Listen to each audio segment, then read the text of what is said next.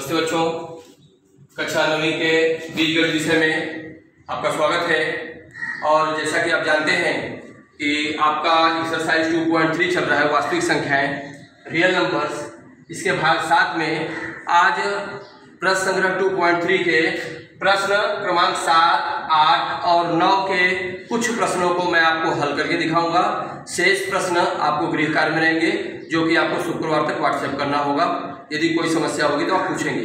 तो शुरुआत करते हैं बच्चों प्रश्न क्रमांक 7 से। यहाँ पे दिया है क्वेश्चन नंबर 7, गुणन करो या गुणा करो और उन्हें सरल रूप में लिखो। तो प्यारे बच्चों, गुणा करने के बाद उसे हमें सरल रूप में लिखना है।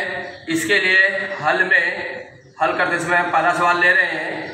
पहला सवाल आपका 3 करनी में 12 गुणे करनी में 18। अब इसे हमें हल करना है तो आप लिखोगे 3 करनी में 12 है बच्चों। मुझे बताओ 12 किसके पहाड़े में आता है? 6 दूनी 12। आप कहोगे सर 12 का 12 भी आता है, ठीक है, लेकिन वह कुल मिला जुला के 12 ही रहेगा। आगे हम सवाल हल नहीं कर पाएंगे, इसलिए 1 के अतिरिक्त संख्या ले रहे हैं। फिर आगे देख रहे हैं, दिया है आपको 18 किसके पहाड़े में आता है? 6 त्रिक 18। आगे देखते हैं 3 करनी में 6 गुणे 2 है, तो 2 तो केवल अपने पहाड़े में आता है, लेकिन 6 जो है वह 3 के पहाड़े में आता है। 3 दूना 6 और गुणे में 2 यहाँ लिखे।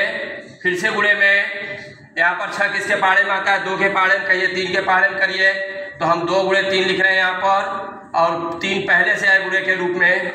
प्यारे बच्चों, दी गई करणियों का यहाँ पे मूलांक या घात 2 है। देखिए 2 छिपा हुआ है यहाँ पे, यानी आप दो संख्याओं की जोड़ी बनाएंगे और उसमें से एक संख्या बाहर लिखेंगे। तो यहाँ पर 3 गुणे कितना है? 2 और करनी में कितना है आपको? 3। और यहाँ पर फिर से गुणे के रूप में है, यहाँ 2 संख्या 3 है, उसमें से एक संख्या 3 बाहर आई और करनी में क्या बचा आपका? 2। अब आगे हम देख रहे हैं 3 दूनी 6 करनी में 3 गुणे, यहाँ पर केवल 3 है और करनी में 2। अब उसके बाद हम यहाँ पर करनी में 2 आया आपका। अब इसको आप 6 त्रिक 18 लिखे हैं। यहाँ पर 3 बाहर आया, करनी में 2 बचा, और यहाँ से 2 बाहर आया, करनी में 3 बचा। अब इस करनी में 3 और करनी में 2 का हम गुणा करेंगे और 6 और 3 का आपस में गुणा करेंगे। ध्यान दो बच्चों, तो 6 और 3 का गुणा करें, 6 गुणे 3, और करनी में 3 और करनी में 2 का गुणा करेंगे, करनी में 3 गुणे करनी में 2, यहाँ गुणा किए इसका। तो अभी आपका क्या हुआ? 6 त्रिक 18, बीच में गुणे का निशान है, इसका लोप होगा, यानी वह छिपा हुआ है। 3 और 2 का गुणा किए तो 6। उत्तर आपका क्या आया? 18 करनी में 6। तो इस प्रकार से आप देखें कि 3 करनी में 12 गुणे करनी में 18, यह सवाल मैंने आपको हल करके दिखाया। इसी प्रकार से आपका दूसरा, तीसरा, चौथा सभी सवाल दिया है। एक सवाल मैं और कर दे रहा हूँ आपके लिए, चाहिए तो आप सभी सवाल एक ही जैसे, दूसरा सवाल और आपके लिए कर दे रहा हूँ। दूसरा सवाल यहाँ पर दिया है आपको 3 करनी में 12 गुणे 7 करनी में 15, ऐसा आपको दिया है। तो प्यारे बच्चों, जैसा कि मैंने पहले बताया वैसे ही करना है आपको। 3 तो है, करनी के अंदर 12 है, इसे आप क्या लिख सकते हो? 6 दूनी 12, ठीक है, 6 दूनी 12 लिख दिए, गुणे यहाँ 7 15 है, करनी में 15, उसको आप क्या लिख सकते हो? 15 का 15 या 5 दिया 15, इसके अलावा इसका भाज्य गुणनखंड आप नहीं लिख सकते हो, तो 5 दिया 15। अब हम देखेंगे कि 3 तो है यहाँ पर गुणांक के रूप में, करनी में 6 है, किसके पहाड़े में आएगा? 3 के या 2 के, तो 3 दूना 6, और गुणे के रूप में 2 पहले से, उसको वैसे का वैसे ही लिख लिए, गुणे 7 करनी में आपका है 5 या 15, कुछ भी फर्क नहीं पड़ता, वो वैसे का वैसे ही रहने वाला है, इससे आपको कोई फायदा नहीं है। इसको फिर से आप चाहे तो वैसे ही 15 लिख दिए, कोई दिक्कत नहीं है।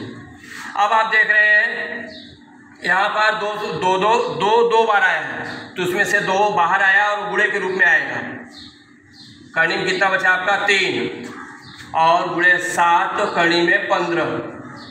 प्यारे बच्चों, 3 दूना 6। अब इस 2 और करनी के 3 के बीच में कौन सा संबंध है? गुणे का संबंध चिन्ह है, छिपा हुआ है, तो 3 दूना 6 करनी में 3 गुणे 7 करनी में 15, और इसे आगे हल कर रहे हैं तो 6 का गुणा किसमें करेंगे 7 में, और कणी में 3 का गुणा किसमें करेंगे कणी में 15 में। तो 6 गुणे 7 गुणे कणी में 3 गुणे 15 यानी 6 सत्ते 42 और 15 तियां 45। आप उत्तर इस प्रकार से लिखेंगे 42 कणी में 45, ये आपका उत्तर आया। उत्तर यहाँ आपने लिख दिया 42 42/√45। तो प्यारे बच्चों, मैंने आपको प्रश्न क्रमांक 7 के 2 प्रश्न हल करके दिखाए। शेष 2 प्रश्न जो है आप इसी आधार पर गृह कार्य में कर सकते हो, तीसरा और चौथा। अब हम चलते हैं प्रश्न क्रमांक 8 की तरफ। भाजन पूर्ण करो। गुणन और भाजन, प्यारे बच्चों, इसमें आपको ध्यान देने योग्य आवश्यक बात यह है कि गुणन और भाजन के लिए केवल और केवल दी गई कणियों का मूलांक या घात समान होना चाहिए। क्या समान होना चाहिए? मूलांक या घात। बस एक ही बात पर विचार ही करना है। दी गई कणियों का गुणा या भाग करने के लिए कणियों का मूलांक या घात समान होना चाहिए। बाकी कणित संख्या समान रहे या न रहे, इससे कुछ भी फर्क नहीं पड़ता है। तो आगे देखते हैं, भाजन पूर्ण करो, अर्थात दी गई 2 या 2 से अधिक कणियों का भाग कैसे करेंगे उसको हम देखते हैं। तो हल यहाँ कर रहे हैं। पहला सवाल है आपका, पहला दिया है कणी में 98 भागे कणी में 2, ऐसा आपको दिया है। प्यारे बच्चों, इसको आप यहाँ बटे के रूप में दिखाओगे। कणी में 98 बटे कणी में 2। अब आप देख रहे हो यह इनकी मतलब मूलांक या घात समान है, तो इनको आप एक ही कणी में लिख सकते हो। कैसे? देखो, यहाँ पर है कणी में 98 बटे 2। अब आप अच्छी तरह जानते हो कि 98 में 2 से भाग दे तो हमें क्या मिलता है 49 और वर्गमूल जैसा कि आप पहले सीखे हो 49 का वर्गमूल कितना होता है? सोचो 7। यहाँ 7 आया, यानी आपका उत्तर क्या हुआ? यहाँ आप सीधे सीधे 7 लिख दिया, आपका उत्तर 7 है। इसी प्रकार से एक दूसरा सवाल भी है। पहला वाला हो गया, दूसरा, तीसरा और चौथा। तो मैं आपके लिए दूसरा कर दे रहा हूँ, आप कहे तो चौथा भी कर सकता हूँ, कोई दिक्कत नहीं है। मुझे लगता है चौथा आपके लिए थोड़ा सा क्लिष्ट होगा, उसको कर देता हूँ। चलो बच्चों, मैं चौथा सवाल आपके लिए कर रहा हूँ, बाकी सवाल आप गृह कार्य में करेंगे। चौथा प्रश्न है आपका, कणी में 310 भागे कणी में 5। अब इसको हम हल कर रहे हैं तो कैसे लिखेंगे? कणी में 310 बटे कणी में 5। अब आप इसे मूलांक या घात समान है तो एक ही कणी में लिख सकते हैं 310 बटे 5। अब 310 में हमें 5 से भाग देना है, बहुत आसान है। सोचो 5 छक 30 हो गया, 1 बचा, 5 गुना 10, यानी कणी में आपको कितना मिल रहा है 62। आप रफ में चाहे तो भाग दे सकते हैं, कोई दिक्कत नहीं, बहुत आसान है। अब भाग तो आपको आना ही चाहिए।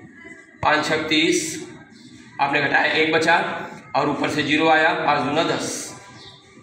इस प्रकार से आप देख रहे हो कि जब हम 310 में 5 से भाग देते हैं तो हमें भागफल कितना मिल रहा है 62। तो यही कणी में 62 इसका उत्तर हो गया। बाकी के शेष प्रश्न जो है, यानी प्रश्न क्रमांक 2 और प्रश्न क्रमांक 3, ये आपको मैं गृह कार्य दे रहा हूँ, उत्तर लिखना ना भूले। आपका उत्तर आया कणी में 62। अब हम अगले प्रश्न की तरफ चलते हैं और अगला प्रश्न है हमारा, निम्नलिखित कणियों के हरों का परमेयीकरण करो। जैसे कि मैं बच्चों इसके पहले के वीडियो में हरों का परमेयीकरण गुणांक क्या होता है मैंने आपको बताया था कि जब दी गई कनिष्ठ संख्या में किसी अन्य कनिष्ठ संख्या से हम गुणा करते हैं और प्राप्त गुणनफल परिमेय संख्या होती है, तब इन कणियों को यानी इन कनिष्ठ संख्याओं को एक दूसरे का परमेयीकरण गुणांक कहते हैं। तो इसी आधार पर दी गई कणियों के हरों का हमें परमेयीकरण करना है, तो ऐसी संख्या हमें ढूंढनी पड़ेगी। हल करके देखते हैं। यहाँ है पहला प्रश्न, 3 बटे कणी में 5। प्यारे बच्चों आप ध्यान दो कि 3 बटे कणी में 5 है, यानी हम इसमें हर में से, हर के परमेयीकरण का मतलब हुआ कि हर से हमें करणी को हटा देना है, अर्थात हर में हमें परिमेय संख्या चाहिए। तो उसके लिए बहुत आसान है, अंश और हर में आप जो हर में यहाँ पर करणी वाली संख्या दी गई उसी से गुणा कर दो। इसका मूलांक 2 है। ऐसे प्रश्नों के लिए मैं आपको बात बता रहा हूँ। तो यहाँ पर देख रहे हो कि आप 3 और करणी 5 का गुणा करोगे तो 3 करणी में 5 आएगा। अब करणी में 5 गुणे करणी में 5 कितना होता है, देख लो, चलो आप यहाँ देख लो। एक करणी में 5 गुणे करणी में 5 एक ही करणी में आएगा। और फिर क्या होगा आगे, 3 करणी में 5, यहाँ पर दोनों समान संख्या है, उसमें से एक संख्या बाहर आएगी, बटे में 5 हुआ। प्यारे बच्चों देखो कि क्या हर में से करणी का जो चिन्ह है हटा कि नहीं, हट गया। और जो यहाँ हर में संख्या प्राप्त है वह परिमेय संख्या है। तो यहाँ उत्तर आप लिखोगे, उत्तर लिखना बहुत जरूरी है। 3 करणी में 5 बटे 5 यह आपका उत्तर हुआ, इसको ध्यान देना है। इसी प्रकार से कोई भी आप एक प्रश्न ले लो। चलिए ठीक है, पहला, दूसरा, तीसरा, इसमें भी करणी में जो दूसरा वाला है, करणी में 14 से आप अंश और हर में गुणा करेंगे, आपका सवाल हल होगा। करणी में 7 से अंश और हर में गुणा करेंगे, आपका सवाल हल होगा। यह जो चौथा सवाल है थोड़ा सा अलग है, इसको मैं हल कर दे रहा हूँ आपको। चौथा सवाल है 6 बटे 9 करणी में 3। प्यारे बच्चों ये भी वैसे ही है, लेकिन यहाँ पर गुणांक 1 के अतिरिक्त हो गया, इसलिए मैं आपको बता रहा हूँ। तो इसे आप हल कर रहे हो तो लिखोगे 6 बटे 9 और करणी में 3 तो है आपके पास, गुणे में आपको क्या करना पड़ेगा, करणी में 3 बटे करणी में 3। अब इसको आप यहाँ 9 है और 6 ऐसे संक्षिप्त रूप दे सकते हो। कैसे, 3 दूना 6 और 3 त्रिका 9। अब यहाँ पे आपको क्या मिला, 3 करणी में 3 करणी में 3 का मतलब हुआ 3 गुणे करणी में 3। और यहाँ पर है 2, सॉरी यहाँ पर आपका बेटा 3 दूना 6 आएगा और यहाँ पे 3 त्रिका 9 आएगा। ध्यान दो जरा, 3 दूना 6 और 3 त्रिका 9। तो 2 और करणी में 3 का गुणा किए तो 2 करणी में 3 और 3 तो यहाँ है आपका, गुणे के रूप में लिख दो, चले कोई दिक्कत नहीं। और यहाँ पर आपको करणी में 3 गुणे करणी में 3 यानी एक ही करणी में हम दोनों गुणे के रूप में लिख सकते हैं। तो आगे हुआ आपका 2 करणी में 3 और यहाँ पर 3 करणी में 3 2 बार है, यानी 1 3 बाहर आ जाएगा, करणी हट जाएगी और आपका इस तरह से सवाल हो गया। 2 बटे करणी में 3 त्रिका 9, यानी उत्तर है आपका 2 करणी में 3 बटे 9। तो प्यारे बच्चों इस तरह से आप देखें कि आपको मैंने निम्नलिखित करणियों के हरों का परिमेयीकरण करो, इसमें मैंने आपको पहला और चौथा सवाल हल करके दिखाया है। इसके अलावा आपको दूसरा, तीसरा और ये 5वां प्रश्न आपको स्वयं से हल करना है और शुक्रवार तक मुझे व्हाट्सएप करना है। देखिए बच्चों, आपको बड़ी मेहनत से वीडियो यहाँ से शिक्षकगण बना के आपको दे रहे हैं। इसका फायदा तभी होगा जब इस वीडियो को आप बार बार देखेंगे और दिए गए गृह कार्य को पूरा करेंगे और उस गृह कार्य पर आसानी हो, सुविधा हो, इसलिए आप अपना नाम लिख करके व्हाट्सएप किया करें। ईमानदारी बरतें और पढ़ाई पे खूब ध्यान दें। अगले वीडियो में फिर से मिलते हैं, तब तक के लिए धन्यवाद।